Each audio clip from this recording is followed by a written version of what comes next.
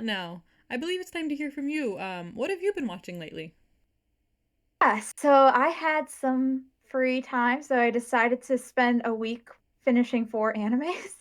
So I can talk about those ones. The first one was ReZero. I watched the first season as well as part one of the second season. So at the time that I finished it, that was all the episodes that were out for ReZero. ReZero is an isekai where a guy named Subaru finds himself in another world. Ooh, but here's the catch. Every single time he dies, he comes back. And back to life, I mean. And he remembers things, but no one else realizes what happened. So it's basically watching this guy slowly going insane because he is trying to get the good ending, but he keeps watching everyone around him get murdered, and he also gets brutally murdered a lot. Um, so it's a very happy time, clearly, except not really. Um, it's a show that a lot of people I think have heard of or uh, you know um, have thoughts about. Personally, there were a lot of times where I wanted to just hit Subaru really really hard because he can be really annoying. But I Agreed. do think that you agree. Yeah, I really do. Especially during that one part that you actually commented on before. Yeah, Yeah, yeah. He he sometimes let's put it this way. He sometimes is too aware of the fact that he's the protagonist. And that goes to his head. That's the best way I think to put it. Um but I think like uh Ren the or wait, is it Ren or Rem? I Eddie, think help it's me here. Rem and Ram, Rem. and so Okay, I Rem. Thank believe, you. yeah, the one you were talking about Rem, is I Rem. understand why everyone says that she is best girl because she is a super loyal character, and it's interesting seeing her and also the other characters grow and still being able to grow even though you keep seeing the same days over and over again. So it's kind of weird in that regard, but yeah, just generally I liked it. And I know Eddie, well, Whimsy, I know that you haven't seen the first season, and Eddie, you haven't seen the second season. Um, I will say, like, going into the second season, I think that uh, I liked what I was seeing there. I think it's very interesting. You had several arcs happen in the first season, and it looks like basically the second season is just going to be one big arc between the part one and part two. And they're covering a lot of ground, and they're introducing a lot of like the lore stuff that they were hinting at in the first season, and I really do like that. And they're not necessarily saying certain things straight up, but there's a lot of implications in what they're showing, and I do appreciate that. Um, it does frustrate me, this like whole like part one and part two thing because I'm just like this was not intended to be divided up in two parts in any sense of the word. You should have just aired this together because like I don't know that like that the where they left off is not a very satisfactory way to be left off. But I don't really have to wait that long. But yeah, the second season has killer bunnies, which that's a good sign, right? It is. Yes. And actually, I've seen the second season, and I actually was a Oh, long sorry. list of things that I had watched. I was going to mention RE0, but since there's only one episode out, I didn't think it required a lot of merit. Also, killer bunnies are always a good sign. They are, 100%. Yeah. but please continue. Uh, yeah. I mean, those are like I think generally I like the characters. I think or I do like how they redo the um the timelines. Sometimes it's pretty obvious when like the timeline is going to be the final timeline, like when he's going to resolve things enough where you're going to move forward. But there were a couple of times where it's like, oh, okay, he didn't quite get there to actually get through. And I do appreciate the fact that like because he's basically immortal. He's immortal. So like you don't have the fear that he's going to die and stay dead. The question is how is he going to get past the issues at hand? So when they can throw curveballs where it's like, oh, yeah, that will stop him and he's got to solve that.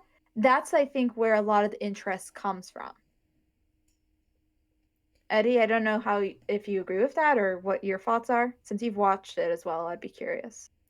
I definitely agree because I feel like RE0 is a very interesting show, especially in the way that story is framed, because it's set up in such a way where you assume that all of the factors that it brings up, all the curveballs, are happening all at once because when they resolve them all at once.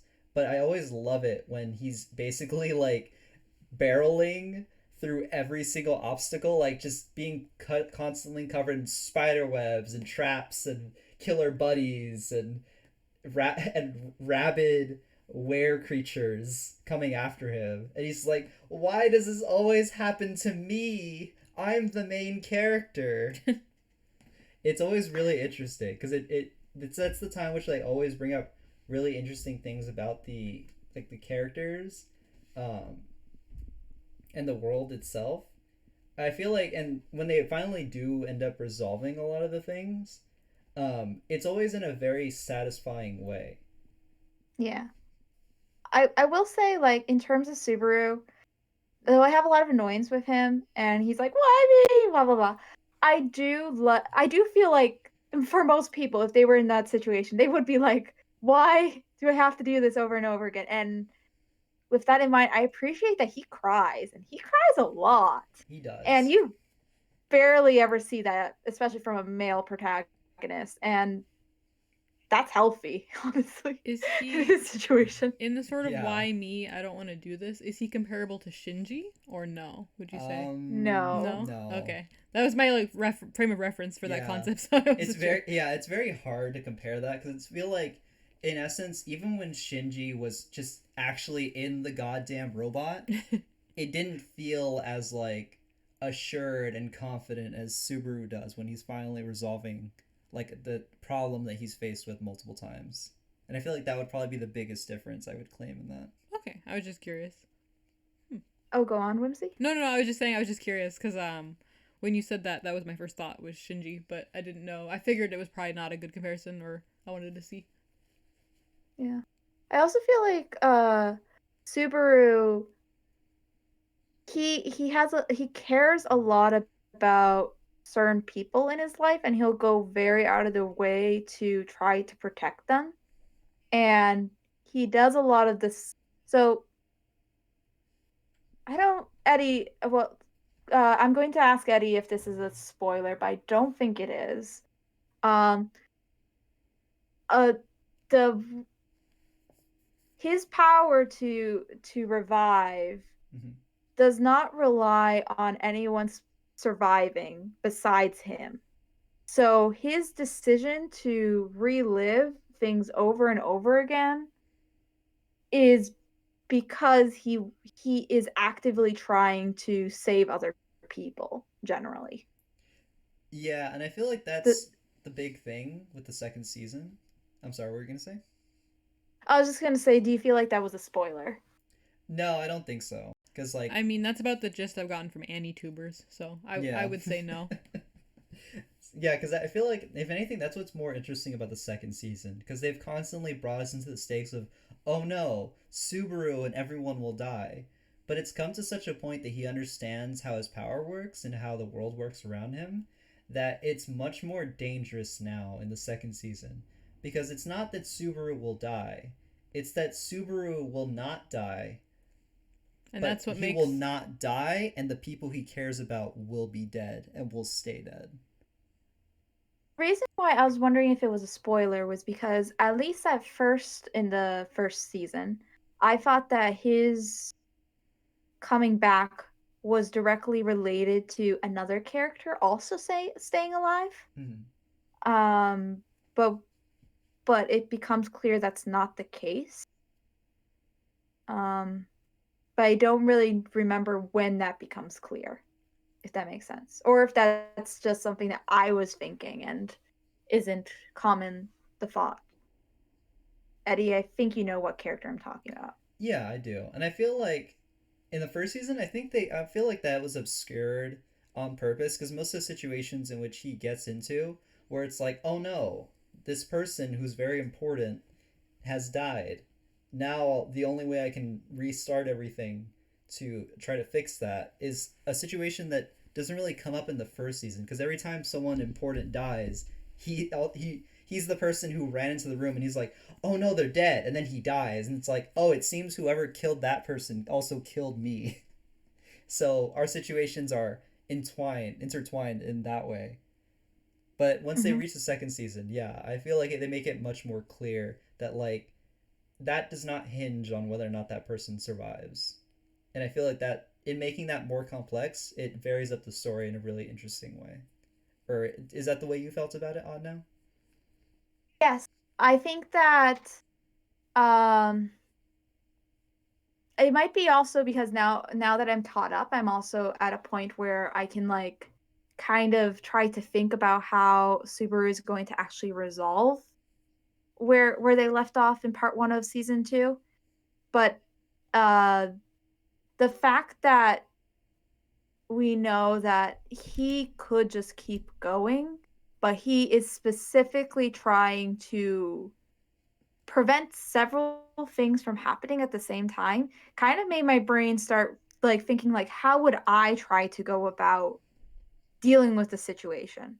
And I think that that's good. Like like I was binging basically, so I didn't have a lot of time to think, but I think like this is one of those series where there's a lot of value in being able to sit back and try to think about how something's going to get resolved because it's trying to be vague. In a sense, that's kind of part of the mystery of the show, I suppose. Like, how do you do it? How do you this it's like a game, like, and that's the intention. Like, it's like it's a game that you keep reviving and you kill yourself or whatever if you're not getting the ending that you want.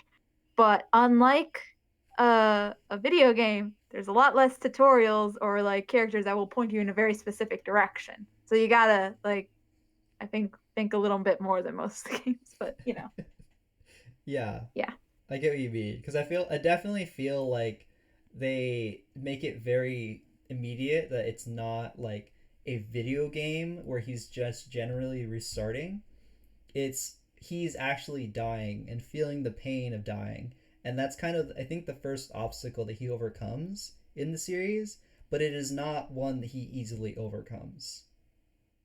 I will say one thing that I feel like he could have done, though, with some of the things in season 2, they pose some questions where maybe this wouldn't have been a good idea, but feel like as soon as I would have gone to the town and I had some money and I knew what was going on, I would have tried to go someplace where I knew they sold like instant death potions or something, and like that like painless death potions, and then like always carried around with me. So like if I know that I'm gonna have to keep reliving something and like something is about to eat me and I don't want to feel that pain, just like take that potion and like start over. Just immediate restart once something seems to be going wrong. Yeah, I would agree. I feel like, Yeah, in oh sorry, go go ahead. on. No, you go. No, you go. No, you go. No, No, you you go. go. I feel like I feel like there's an interesting thing that they try to pose in the first season where it seems like they don't say it explicitly, but it seems like there's a sort of weight that gets added on to him whenever he dies to restart a situation, and I feel like they've been leaning off of that in season 2. I'm really curious if any of that comes across better in the light novels. Um, but and again, like that's from my perspective. When generally I consume like a show or a manga, it always makes me curious about how it's translated or I guess posed to the reader in other forms, because that's not something they've talked about in season 2 as of yet. And I'm very It curious if did. that comes across. Oh, it did. Okay. Well, like the whole thing when he's in like that temple area Mm-hmm. before he's kind of taken out of like the trial by that person. Mm. Um I'm trying to be vague so it's not spoilery. Like when he goes in and then he meets like all those characters that, you know, live in the forest, let's say, Mm. right before then. Do you know what I'm talking about, Eddie? Yeah, I do. So the visions that he had there, like there was a question mark in terms of how accurate they were to anything. Like were they just visions or were they a reality? And I felt like that brought an interest, like that brought some weight potentially to what he was doing with the revival. Okay, yeah, I know which scene you're talking about. Yeah, I feel like that is. I think that's part of the reason what's so interesting about RE0, like you said, is the mysteries within the show. And I feel like they give us things like that, but they don't explicitly answer a lot of the questions that they bring up. And I feel like that benefits the show a lot, especially when Mhm. it's in such a high fantasy esque situation as the one RE0 inhabits. I will say Subaru sometimes annoys me because there are like obvious questions that he can ask certain people and he never asks them. And it's like, come on, aren't you curious at all about this stuff? Like like during the tea party, he could have asked so many different things that could have made his life easier. And no, he had to be the special snowflake. He is the main character. And that's what makes a Subaru a Subaru. I hate you. Okay. Also Moving named I'm by a on. sorry. car. Hey, I, nope. I feel like this is a good transition to another show. I'm sorry. Um, no, no, no, You have no. no This is idea a how good long I wanted to transition. make that joke. All right. uh, But I also watched that time I was reincarnated as a slime because basically I watched ReZero and that time I was reincarnated as slime because they're both getting like new seasons like now. That one it was not what I was expecting. So I was like, there is comical elements of it. I heard that it was very funny, and there is comical elements to it. But honestly, what I found that I really liked the most was how heartwarming it is. Yeah, I would um, definitely agree. yeah, I just like, I guess the best way to say is like there's that trope in anime of like everyone becomes your friend, like all the villains become your friend, and sometimes it works, sometimes it doesn't. That time I was reincarnated as a slime, takes that idea, puts it to the extreme, and makes it work somehow. And I love it. It is funny. Like the first episode, I feel like the first episode, if you watch the first episode, you can get a fairly good sense if you'd like the show. I think maybe 2 episodes would give you a more for suresy answer, but that's usually the case for things. But like everything with like the dragon that you see in the first episode, I'm just like he's like, oh, I kind of am like, oh, you're so misunderstood. You're more complex than just a dragon that killed humans. And like you do want to be kind of like his friend. I do find the slime's personality kind of strange because he's like, "What's up, yo, bro, homies?" And I'm like, I don't know. Would he talk that way reincarnated like that? I didn't get the sense that he talked that way in his previous life. Kind of feel like he might have gone through a language change or a locale change or something. Or, but there's also an inherent creepiness in some of the stuff they do with like the ladies, but they also do man service too. Oh yeah. So or so I do appreciate that. was Not that it? I necessarily want man service or I don't know what you call like when you're like putting the fan service on the guys instead of the girls, I but like never heard that at term, least but like I love it. cool. Sorry. But like but like I don't know.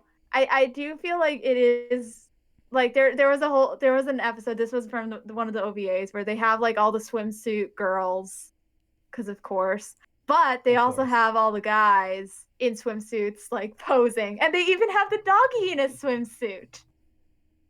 Now that's real service. Yes, That's paw service. yeah. Stop. And then of course there's a monster that attacks all of them in their swimsuits, and they attack fairly equally. Now that's the kind of equality I like to see in anime. Is in the swimsuit episode everyone gets attacked by a tentacle monster. Now that's all service. I hate you. I'm sorry. My brain is Yeah, turned I into mean, corny joke mode. yeah. I do think one thing that is nice is like even though it is very fan servicey, they do kind of set some like limits with the main character pretty early on in terms of like how he's going to feel about the characters around him. And I don't want to really go into the spoilers of it, but like I feel like that's something that you usually don't see. You usually see the character like that like character in like that position being very much like, "Oh, I could be with any of these girls. Ha ha ha." But like his situation is different, and they establish it fairly early on in the show. Like it's not that he's not like interested necessarily in the like girls around him, but like he's not going to really pursue anything, and there's no question that he's not going to that there's no question that anything would go any further, and he understands that. And I think that's very different than a lot of similar shows. Yeah, I would agree. I feel like one of the things I really liked about the show is that it seems very lighthearted, but it's really well thought out. Because Mm-hmm. I feel like the general thing is that when you assume you're watching a more lighthearted anime, it seems more childish. That's never really the kind of perception I get from the time I was reincarnated as a slime, because everything seems very specific in terms of like why we're talking about different things, and everything seems really like parsed out into ways that make sense to the reader. Because I feel like even in the first episode, when they're describing how Rimuru is able to see without eyes before he attains eyes as like a skill, I feel like even that sequence in the anime was really well done. Yeah, I feel like the world building in general is quite well done in the show. Like, cause like kind of like what you're talking about with the eyes. That does that like I think that like it was cool that they established that, and then that comes back later. I forget when that came up exactly, but that came up later in the show, and they take concepts and they run with it, and they do a lot with it, and I think you never feel like things are too underexplained, or at least in my mind, but you they don't over explain things either, which is nice. um I don't know if I'm really responding directly, Eddie, to what you said, but No, yeah, um you are, and yeah, I agree that like a lot of those things show that like even in the case where this is a more light-hearted series, or at least in the art style and storytelling, it seems that way. I feel like the depth of the characters in the world and in the things that the author brings up has always been very detailed, and I feel like that's part of the reason why it's so enjoyable. I also feel like something I'm just thinking about this right now. I think one of the big themes of the show is the idea of forgiveness. And I think that it's one of the shows that kind of handles that idea the best, if that makes sense. Like the idea of being able to grow and understand another person's perspective and learn to get along, even if like they killed your dad and stuff like that.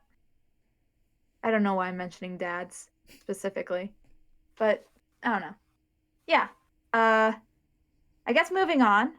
The third isekai I watched was uh this I'm gonna say this right, hopefully. Ascension of a Bookworm. I actually hadn't watched that one. No, I haven't. I haven't watched a lot of isekai, but I plan to. So please tell me more. So I would say of those three shows, of the three shows that I'm mentioning right now, of the isekais that I watch, it is my favorite of the three. Uh, it's I'm going to make a reference, uh, and then I'll elaborate more on this.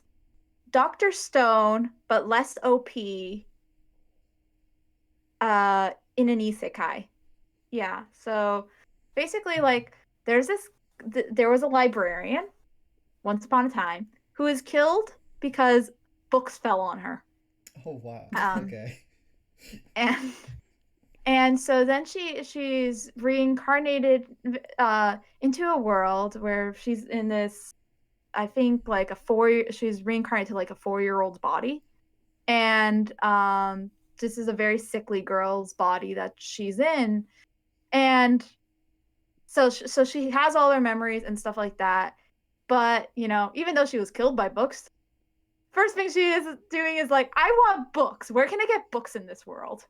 Um, and then she realizes pretty quickly that books are only accessible to the nobility, and she's like kind of part of like the poorer class in this place, the working class. I forget what they exactly call the class, but so like she doesn't have access to books. There's really no books available to her. So then she makes her mission to make books, like to figure out a way to make her own books. And so like this is like a medieval world, or like, pre-medieval, like kind of like seems like almost like serfdoms and stuff like that, where like people don't really even have like common people don't even have access to like paper or really parchment. Like those aren't easily accessible things. So she's like trying to find ways to make these herself, and like make things that are like kind of cheaper. And because she has like this other world knowledge, like she and like first of all, people start like realizing like she knows a lot that she really shouldn't know about, and gets people's attention like that. And then other people kind of realize like, wow, what she's making could be really profitable. So like it's also like a lot of like merchant playing, like trying to like figure out like how to make money as or like make things into businesses and stuff like that. So they explore a lot of different things. um and the world's very rich, and like the characters are really fun. um it's interesting because so there's 2 seasons for the show, and like the first season I'd say generally is like uh, basically very similar, like that time I was reincarnated in slime, in that like it's a very like wholesome show, and like everyone's like really nice and stuff like that until you get to the last episode of the first season, and then you're like, oh, those kind of people exist in the world. Oh shoot. And so then in the second season it's still really good, but you can kind of see into the eyes of like a lot more of the badness of the world that exists. um and like I liked the wholesomeness of the show, but I didn't really take away from me like kind of like the negativity of a lot of the characters that you see in the second season. I felt like they establish enough of why those characters are the way they are, where I feel like I can accept the fact that these characters are like this. And they use a lot of like the fact that at that point the main character is has access to a lot more of of the world, basically. Like they use that to like explore more and kind of explore why, or like some of the aspects of like why things are the way they are in an interesting way. It's it's really cool, and it's one of those like isekais that I feel like there's a fair amount of people that have watched it, but not a huge amount. But like, I think like coming out of these shows, maybe besides ReZero, because ReZero, or of the free shows, let me put it this way, I think like just from like a storytelling perspective in like terms of like the quality of the story, I think it's the one that like I'm most excited to hear that there's going to be another season coming out. I feel like ReZero, I'm excited because like they had a cliffhanger, like a very big cliffhanger, but like I didn't feel like this show had a cliffhanger per se, but it was just like I want to see more of this world. I want to see where they go next. Me And I'm very too. interested in that. I want to say, like, after hearing you describe that, that's high on my list now because it sounds really cool. Yeah, yeah. And I think like I don't think I've mentioned this podcast before, but like to me, Dr. Stone was a very influential show because it kind of I've always been a bit like this, but it kind of made me feel like I want to learn more of everything. You Because want to become the because real Dr. Stone. I want to become Dr. Stone. And and I feel like um not to the same extent, but I felt like Ascension of a Bookworm, and I'm gonna have we'll have the name correct in the description, but I felt like it hit a lot of the same notes in terms of like an excitement for learning, an excitement of exploring. Um and I that's that I have a soft spot for those kind of things. So yeah. Hmm. Yeah. I'll have to give Doc. She made oh go on. No, no, you finish your thought. Sorry. She really it manages to do a lot with the limited tooling, and she's not like a super genius, unlike uh Senku. So I guess it's a more realistic Dr. Stone in a sense, except there's magic. So When we prep for our Isekai episode, I'm gonna make that like definitely one of the ones I watch. And also I should give Doctor Stone another try too. I know it's not an Isekai, but you guys really like it, and I feel like I didn't give it enough of a chance. um yeah, I think it's also like I will say it's the kind of show that was made for a person like me. Uh, cause nerd. I mean, there's a reason why I think there's a reason why like Dr. Stone hit me in a certain way and Hitalia hit me in a certain way. And it's the fact that I'm a bloody nerd for like learning. I mean, I relate to that a lot too. I think for me, like, I did really like the nerdier elements of Doctor Stone. I feel like I was turned off by the even though I like JoJo type shows. Never seen JoJo, but I like JoJo type characters. I like JoJo type shows. I feel like in Doctor Stone specifically, I was turned off by the JoJo character. But maybe I jumped to judge based on that too soon because I did actually really enjoy the sort of like civilization building, like sciencey element of the show. Also, Eddie, why are you giving me a look? Watch JoJo. I know, I know, I know. Actually, you know what? Don't watch JoJo. Why? You don't deserve it. Okay. Well, you don't deserve dinner. So no dinner We for you. already ate dinner. No, we didn't. All right. That was not dinner. Okay, that's a whole other argument. Okay. Are you ever walking home and you think you hear someone behind you? Do you ever see your neighbor acting a little weird? Does your best friend seem like a homicidal maniac just because you happen to mention an old classmate? Then you can probably relate to a lot of the things going on in Higurashi when they cry. Watch it today. Don't watch it! And with that, I think we're gonna wrap up. Have a great day, everyone. Thank you for coming. Have a good time. Bye. Secret code is squirrel. Squirrel.